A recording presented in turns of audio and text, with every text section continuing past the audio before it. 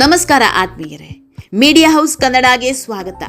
Bus ಚಾಲಕರು ಅಂದ್ರೆ ಸಂಬಳ ನಂಬ್ಕೊಂಡು ಜೀವನ ಸಾಗಿಸೋರು, 15-20 ಸಾವಿರಕ್ಕೆ ತಿಂಗಳಿಡೀ ದುಡಿಯೋರು. ಜೀವನ ಪೂರ್ತಿ ಕೂಡಿಟ್ಟ ಕಾಸನ್ನ ಲೆಕ್ಕ ಹಾಕಿದ್ರು 10 ಲಕ್ಷ ದಾಟಲ್ಲ. ಮಕ್ಕಳು ಮರಿ ಸಂಸಾರ ಅಂತ ಈ ಜಂಜಾಟದಲ್ಲೇ ಬದುಕು ಮುಗಿಸಿ ಬಿಡುತ್ತಾರೆ. ಬಹುತೇಕ ಬಸ್ ಡ್ರೈವರ್ಗಳ ಬದುಕು ಜಂಜಾಟದಲ್ಲೇ ಮುಗಿದು ಬಿಡುತ್ತೆ. ಆದ್ರೆ ಇಲ್ಲೊಬ್ರು ಬಸ್ ಡ್ರೈವರ್ ಇದ್ದಾರೆ. ಇವರ ಮನೆಯಲ್ಲಿ 20 ಕೋಟಿ ಹಣ ಸಿಕ್ಕಿದೆ, 15 ಕೆಜಿ ಚಿನ್ನ ಪತ್ತೆಯಾಗಿದೆ. ಬಸ್ ಡ್ರೈವರ್ ಆಗಿದ್ದವರು ಇಷ್ಟು ಹಣ ಸಂಪಾದಿಸಿದ ಹೇಗೆ? 15 ಕೆಜಿಯ ಚಿನ್ನ ಈತನ ಕೈ ಸೇರಿದ ಹೇಗೆ? ಬಸ್ ಡ್ರೈವರ್ ಆಗಿಯೇ ಇಷ್ಟೆಲ್ಲ ಸಂಪಾದನೆ ಮಾಡಿದ್ನ? ಈ ಸಂಪತ್ತಿನ ಹಿಂದಿರೋ ಅಸಲಿಯತ್ತೇನು? ಇದೆಲ್ಲದ್ರ ಬಗ್ಗೆ ಇವತ್ತಿನ ವಿಡಿಯೋದಲ್ಲಿ ಹೇಳ್ತಾ ಹೋಗ್ತೀವಿ. ಅದಕ್ಕೂ ಮೊದಲು ನೀವಿನ್ನೂ ನಮ್ಮ ಚಾನಲ್ನ ಸಬ್ಸ್ಕ್ರೈಬ್ ಮಾಡಿಲ್ಲ ಅಂದರೆ ಮಿಸ್ ಮಾಡಬೇಡಿ, ಈಗಲೇ ಸಬ್ಸ್ಕ್ರೈಬ್ ಮಾಡಿ. ಈ ವಿಡಿಯೋನ ಕೊನೆವರೆಗೂ ನೋಡಿ, ನಿಮ್ಮ ಅನಿಸಿಕೆಗಳನ್ನು ಕಾಮೆಂಟ್ ಮಾಡಿ.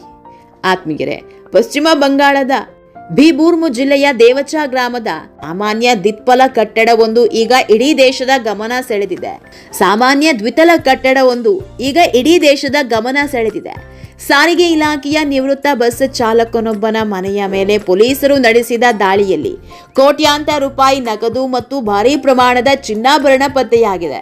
ಮಂಗಳವಾರ ತಡರಾತ್ರಿ ಆರಂಭವಾದ ಈ ಜಂಟಿ ಪೊಲೀಸ್ ಕಾರ್ಯಾಚರಣೆ ಬುಧವಾರ ಸಂಜೆವರೆಗೂ ಮುಂದುವರೆದಿದ್ದು, ಜಪ್ತಿ ಮಾಡಿದ ಹಣವನ್ನ ಎಣಿಸಲು ಬರೋಬ್ಬರಿ 5 ಎಣಿಕೆ ಯಂತ್ರಗಳನ್ನು ಬಳಸಲಾಗಿದೆ.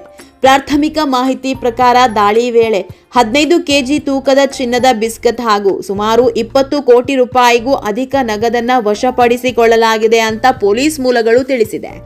ಆತ್ಮೀಯರೇ, ಪೊಲೀಸರು ದಾಳಿ ಮಾಡಿದ ಮನೆ ಮಿನಾರ್ ಮೊಂಡಲ್ ಅನ್ನೋರಿಗೆ ಸೇರಿದ್ದಾಗಿದೆ. ಇವರು ಈ ಹಿಂದೆ ಸರ್ಕಾರಿ ಸಾರಿಗೆ ಸಂಸ್ಥೆಯಲ್ಲಿ ಬಸ್ ಚಾಲಕರಾಗಿ ಕರ್ತವ್ಯ ನಿರ್ವಹಿಸಿದ್ರು. ಬಳಿಕ ಅವರು ಈ ಭಾಗದ ಪ್ರಮುಖ ಕಲ್ಲು ಮತ್ತು ಮರಳು ಉದ್ಯಮಿಯಾದ ಟುಲು ಮೊಂಡಾಲ್ ಅಲಿಯಾಸ್ ಮೊಹಮ್ಮದ್ ನಜೀಬುದ್ದೀನ್ ಅವರ ವ್ಯವಹಾರದಲ್ಲಿ ತೊಡಗಿಸಿಕೊಂಡಿದ್ರು.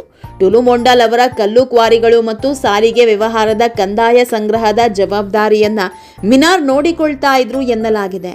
ಈ ಟುಲು ಮೊಂಡಾಲ್ ಈ ಹಿಂದೆ ತೃಣಮೂಲ ಕಾಂಗ್ರೆಸ್ ಪಕ್ಷದ ಪ್ರಭಾವಿ ನಾಯಕ ಅನುಬ್ರತ್ ಮೊಂಡಾಲ್ ಅವರ ಅತ್ಯಂತ ಆಪ್ತನಾಗಿದ್ರು. ಅನುಬ್ರತ್ ಮೊಂಡಾಲ್ ಇತ್ತೀಚೆಗಷ್ಟೇ ರಿತಬ್ರತ ಬ್ಯಾನರ್ಜಿ ನೇತೃತ್ವದ ಬಂಡಾಯ ಟಿಎಂಸಿ ಬಣವನ್ನ ಸೇರ್ಕೊಂಡಿದ್ರು.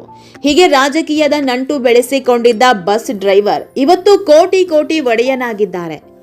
ಯಾವಾಗ ಪೊಲೀಸ್ ಅಧಿಕಾರಿಗಳು ಇಂತಹದೊಂದು ದೊಡ್ಡ ದಾಳಿ ನಡೆಸಿದ್ರು, ಪಶ್ಚಿಮ ಬಂಗಾಳದ ಮುಖ್ಯಮಂತ್ರಿ ಸುವೇಂದು ಅಧಿಕಾರಿ ಅಕ್ರಮ ಮರಳು ಮತ್ತು ಕಲ್ಲು ಮಾಫಿಯಾ ವಿರುದ್ಧ ಕಠಿಣ ಕ್ರಮ ಕೈಗೊಂಡ ಅಧಿಕಾರಿಗಳನ್ನ ಕೊಂಡಾಡಿದ್ದಾರೆ. ಪೊಲೀಸರು ನಿಖರವಾದ ಮಾಹಿತಿ ಆಧರಿಸಿ ಈ ಯಶಸ್ವಿ ಕಾರ್ಯಾಚರಣೆ ನಡೆಸಿದ್ದಾರೆ. ತಮ್ಮ ಸರ್ಕಾರದ ಭ್ರಷ್ಟಾಚಾರದ ವಿರುದ್ಧದ ಹೋರಾಟವು ಹೀಗೆ ಮುಂದುವರಿಯಲಿದೆ. ಸಾರ್ವಜನಿಕ ಸಂಪತ್ತನ್ನ ಲೂಟಿ ಮಾಡಿ ಅಂದಿನ ಆಡಳಿತಾರೂಢ ರಾಜಕೀಯ ಪಕ್ಷದ ಬೆಂಬಲದೊಂದಿಗೆ ಅಕ್ರಮ ಆಸ್ತಿ ಗಳಿಸಿದ ಯಾರನ್ನೂ ಬಿಡೋದಿಲ್ಲ. ಸಾರ್ವಜನಿಕ ಹಣ ಜನರಿಗೆ ಸೇರಬೇಕಾದದ್ದು. ಲೂಟಿಕೋರರು ಕಠಿಣ ಕಾನೂನು ಕ್ರಮ ಎದುರಿಸಲಿದ್ದಾರೆ ಅಂತ ಸಿಎಂ ಎಚ್ಚರಿಕೆ ನೀಡಿದ್ದಾರೆ. ಯಾವಾಗ ಈ ಹಗರಣದ ಹಿಂದೆ ಮಮತಾ ಬ್ಯಾನರ್ಜಿಯ ಟಿಎಂಸಿ ನಾಯಕರ ಹೆಸರು ಕೇಳಿ ಬಂತೋ, ರಾಜಕೀಯ ಕದನವೂ ಶುರುವಾಗಿದೆ.